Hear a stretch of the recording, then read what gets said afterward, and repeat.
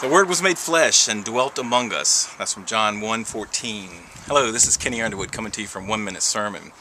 You know, for centuries, mankind had been trying to decipher the hieroglyphics that were found all over Egypt.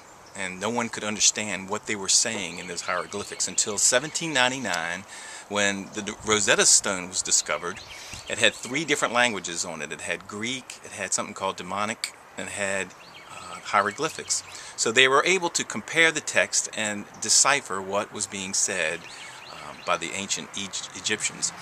You know, I think, to me, that's sort of what Christmas is about, the coming of Christ. Christ is sort of our Rosetta Stone.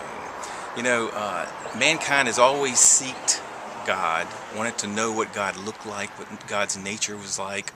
And so God sent Jesus at Christmas time to show us a face, something that we could understand, a human being, and a nature that we could see that reflected what God's nature is like.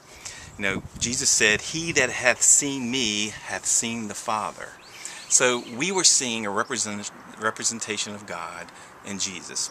You know, I remember a little story about a girl that was going to bed. Her mother was putting her in bed and was getting ready to cut the light off, and the little girl said, "Mom, you're going to put me in the darkness? I don't want to be in the dark." She said, "Honey, you are going to be in the dark, but it's okay because God will be with you." And she said, "I'm glad God is with me, but I'd like to have somebody with a face with me." You know, and that's what Christ is. He's that face that we can see and that we can relate to. He's the human that God dwelt within, that taught us about God's nature. You know, Paul even said that Christ was the image of the invisible God.